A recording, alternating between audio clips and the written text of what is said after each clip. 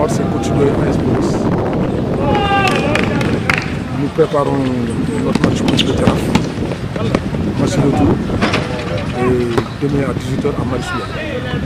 Ce match est très important pour nous. C'est pour confirmer notre première place. On a fait 5 matchs, 5 victoires. Et donc, si nous gagnons ce match, ça nous positionnera pour la qualification au tournoi du monde. Alors, coach, demain, ce sera votre deuxième tour contre Jaraaf. Vous savez que Jaraaf également, c'est une équipe tellement bien. Quels sont les enjeux? L'enjeu, c'est de gagner ce match, qui est effectivement très important. Et le Jaraaf reste une équipe qui est deuxième. Donc ça veut dire que c'est une équipe qui est très bien placée. Et c'est une équipe avec laquelle on a beaucoup de difficultés au match aller. Donc c'est une équipe que nous prenons très au sérieux. Ce ne sera pas un match facile. Pas du tout, d'autant plus qu'on joue à Marichou Ndiaye, qui est un terrain neutre, et que les conditions seront réunies pour un bon match. Et c'est valable pour les deux équipes. Donc quelle sera la suite une fois que vous avez gagné Jaraaf? Si nous gagnons Jaraaf, nous confirmons notre première place. Et il nous restera 2 matchs pour assurer. Et si nous gagnons 2 matchs, on fera le carton plein. Et là, on est qualifié d'office au tournoi de montée. Parce que le tournoi de montée va réunir les équipes de toutes les régions qui sont qualifiées, autant Dakar, c'est-à-dire les 14 régions. Et ces équipes-là vont disputer le tournoi de montée qui qualifiera les 2 équipes pour l'ascension en première division. D'habitude, les autres équipes, on les voit en veille de match, les équipes vont se reposer, normal. Mais nous, on vous a trouvé aujourd'hui au niveau du terrain s'entraîner.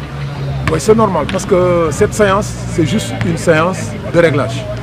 C'est une séance de réglage où nous allons revoir tous les systèmes, autant défensifs qu'offensifs, et en même temps nos touches, et puis mettre les joueurs dans le bain du match.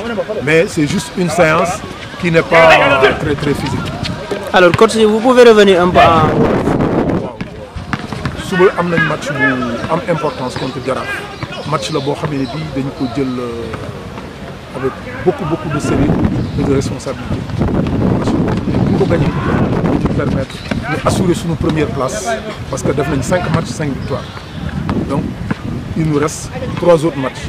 Si nous gagnons suba daf ñu gën a positionné parce que Jaraaf mooy suñu suivant direct. Moom moo topp ci ñun mooy deuxième et c'est une équipe qui est très solide. C'est une très bonne équipe. Donc du nekk match bu yomb.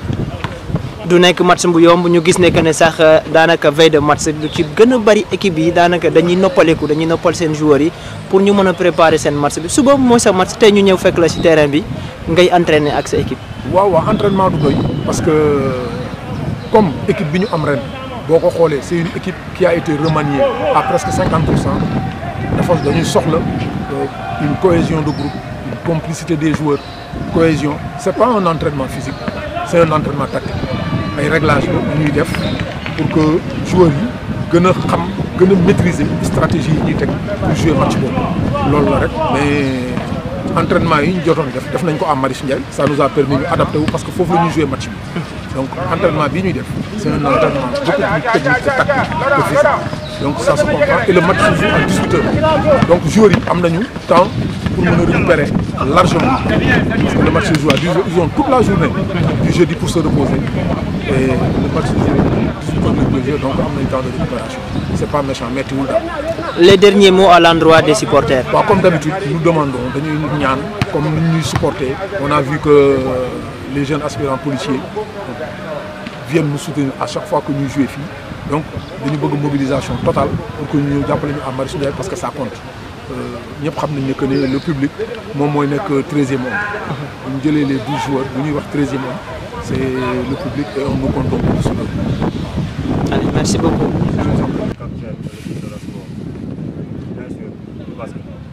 Bon, l'instant nous sommes préparés pour match c'est très important parce que nous contre Jaraaf. Allez, nous avons 8 points. Nous avons donc, pour match bi ñu gagné parce que mooy nekk suñu deuxième match retour bu ñu ko gagné rek nous serons à l'abri pour les montées inchallah. Bon ñu ngi woo autorités yëpp pour ñu ñëw jàppale ñu plus de motivation inchallah à ce qu'on ira en première division inchallah. 5 matchs 5 victoires. Suba mooy seen 6e journée. ku xam Jaraaf xam ne du équipe bu ndaw seen préparatif ni ngeen koy waajalee. ñu koy waajal comme yeneen match yëpp mais bon bii ci suuf dina am spécialité parce que moom mooy doon final bi daal bu ñu ko dóoree rek jàll carrément suñu ginnaaw instant bi joueurs yi am nañ moral ñu ngi entraîné bon dañu ñëpp ñaanal incha allah yàlla baax na nous irons pour la gagne incha allah. sànq yaa ngi doon wax ba wax autorité. bon autorité yi ñu leen di woo parce que kii di basket di motivation aussi parce que jour tey jii nii kat bu nekkee di la dawal ci terrain bi bon boo ko motiver dina gën a dolli li nga xam ne moom lay def ci biir terrain donc ñu ngi ciy woo autorité yëpp plus particulièrement le DGPN. Allez, merci beaucoup. jaajëf.